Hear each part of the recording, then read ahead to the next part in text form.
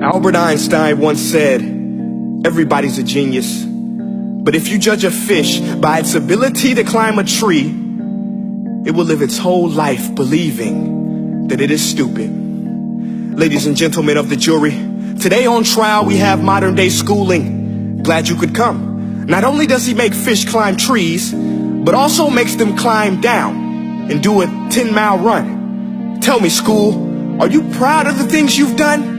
Turning millions of people into robots, do you find that fun? Do you realize how many kids relate to that fish swimming upstream in class, never finding their gifts, thinking they are stupid, believing they are useless? Well, the time has come, no more excuses. I call school to the stand and accuse him of killing creativity, individuality, and being intellectually abusive. He's an ancient institution that has outlived his usage. So, Your Honor, this concludes my opening statement, and if I may present the evidence of my case, I will prove it. Proceed. Exhibit A. Here's a modern day phone. Recognize it? Here's a phone from 150 years ago. Big difference, right? Stay with me. Here's a car from today, and here's a car from 150 years ago.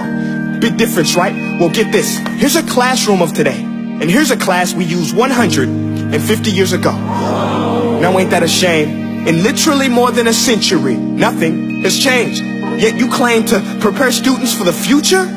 But with evidence like that, I must ask, do you prepare students for the future or the past? I did a background check on you and let the record show that you were made to train people to work in factories, which explains why you put students in straight rows, nice and neat, tell them sit still, raise your hand if you want to speak, give them a short break to eat, and for 8 hours a day, tell them what to think. Oh, and make them compete to get an A letter which determines product quality, hence grade A of meat. I get it. Back then, times were different. We all have a past. I myself am no Gandhi. But today, we don't need to make robot zombies. The world has progressed. And now we need people who think creatively, innovatively, critically, independently, with the ability to connect. See, every scientist will tell you that no two brains are the same. And every parent with 2 or more children will confirm that claim. So please explain why you treat students like cookie cutter frames or snapback hats, giving them this one-size-fits-all crap. Watch your language. Sorry, Your Honor, but if a doctor prescribed the exact same medicine to all of his patients, the results will be tragic. So many people will get sick, yet when it comes to school, this is exactly what happens, this educational malpractice, where one teacher stands in front of 20 kids, each one having different strengths, different needs, different gifts, different dreams, and you teach the same thing the same way? That's horrific. Ladies and gentlemen, the defendant should not be acquitted. This may be one of the worst criminal offenses ever to be committed. And let's mention the way you treat your employees. Objection. Overruled. I want to hear this. It's a shame. I mean, teachers have the most important job on the planet, yet they're underpaid? No wonder so many students are short-changed. Let's be honest. Teachers should earn just as much as doctors, because a doctor can do heart surgery and save the life of a kid. But a great teacher can reach the heart of that kid and allow him to truly live. See, teachers are heroes that often get blamed, but they're not the problem.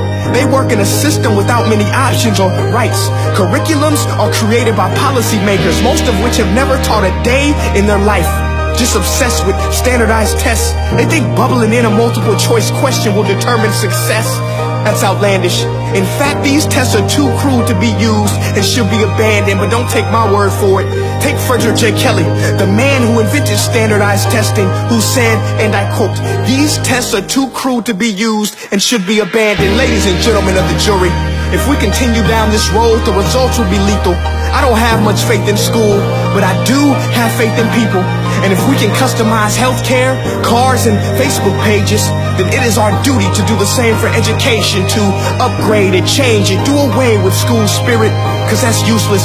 Unless we're working to bring the spirit out of each and every student, that should be our task. No more Common Core. Instead, let's reach the core of every heart in every class. Sure, math is important, but no more than art or dance. Let's give every gift an equal chance. I know this sounds like a dream, but countries like Finland are doing impressive things. They have shorter school days. Teachers make a decent wage. Homework is non-existent, and they focus on collaboration instead of competition. But here's the kicker, boys and girls. Their educational system outperforms every other country in the world. Other places like Singapore are succeeding rapidly. Schools like Montessori, programs like Khan Academy, there is no single solution. But let's get moving, because while students may be 20% of our population, they are 100% of our future. So let's attend to their dreams, and there's no telling what we can achieve. This is a world in which I believe, a world where fish are no longer forced to climb trees. I rest my case.